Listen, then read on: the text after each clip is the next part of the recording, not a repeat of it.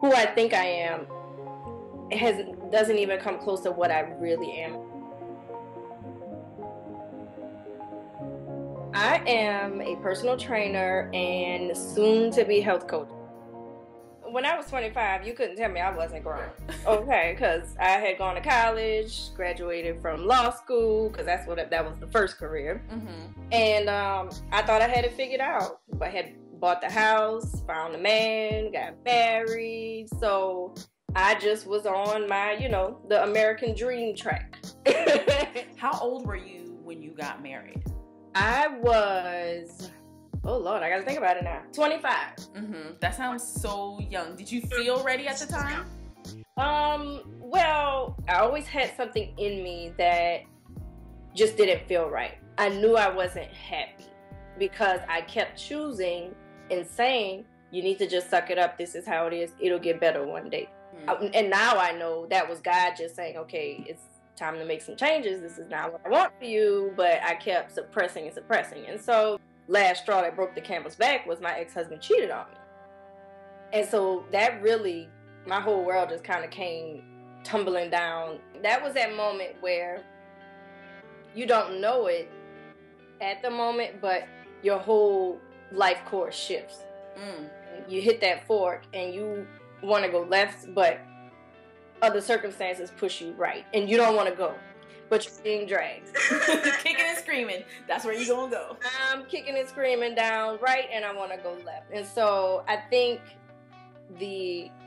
literally the moment, the second of knowing that the world I had created was ending was the first kind of, okay, this is not the life for you. I had to undo a lot, 9 years of pretty much brainwashing. And, as much as I used to cry about being single, it has really allowed me the time to be calm and be still. And that's when I got back into the gym. And when I worked out, when I did my step class, that was my release. I would get in the zone. I would check out. I didn't hear anything. I didn't see anything. I just went to another place. And now I can hear what God is saying. But then 2014 was when I lost my job. I mean, life totally turned upside down. Even though I wasn't crazy about being a lawyer, I had really identified with it and made it who I was. And so when that's taken away from you, again, just like the divorce, is like, well, if I'm not a lawyer, what am I? Who am I? Am I worth anything? Am I still supposed to be here? Like, it was absolutely horrible. Like, anxiety attacks, again, not sleeping, not eating. It was actually the first time that I had to resort to medication, to actually go to someone and say, I cannot deal. This is too much. I made it through, with counseling and everything like that through my divorce. But the job loss was much worse because now, how am I going to take care of myself? How am I going to pay the bills? I have a house, I have a car, I have loans. I mean, everything. It was overwhelming. And, I'm actually an artist. Deep down inside, my soul is an artist.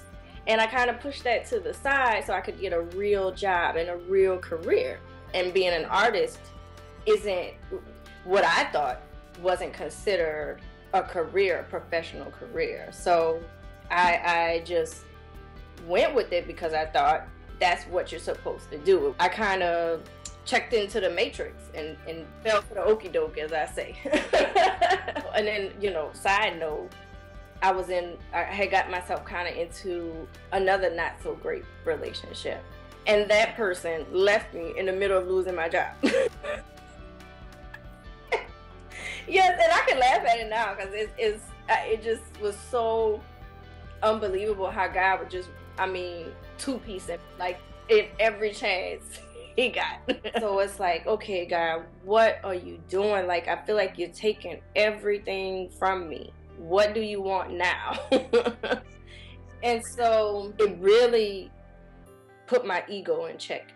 It really was a way for God to say, I keep telling you that I have something else for you to do, and you're not listening. Let me, I gave you a couple jaw checks, a little jab here and there, but I'm going to go right for the gut. I'm going to take you out. What's so funny about the next morning, it's not funny, it's just this guy working, was that the day I lost my job, I got a call from the local community college to come and teach fitness class because another instructor had told the wellness director about me. So it's so funny as I'm driving to my house like, like snot bubbles, yeah, all that. The next day, I'm on another job, getting a new job in the field and purpose that I'm supposed to be in. I started understanding, okay, I don't have control over this. I made a plan, it did not work out. You don't know what you're doing, God does.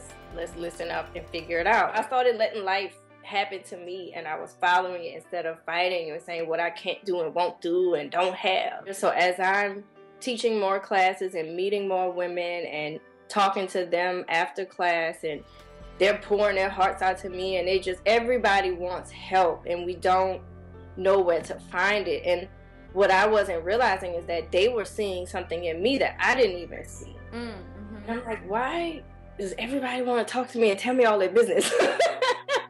And it took a while for that to click. And so that's what made me get into the personal training and then on into health coaching. But I am meant to connect with people, like specifically women, and finding those places that are hurting and they need help with, and breaking through that wall and that barrier that we put up. But now I understand that God is sending me people as angels. So I'm starting to see and understand that there's something so much greater in me than what I've been told I am, and what you should be, and who I think I am. Like, I'm bigger than this little box that I'm trying to put myself in. I am seeing myself much smaller than what God sees me as and what He's told me to do. That's been the most beautiful part about this journey, is to understand that you're so much more than you think you are and what you've been told by your friends, family, and society.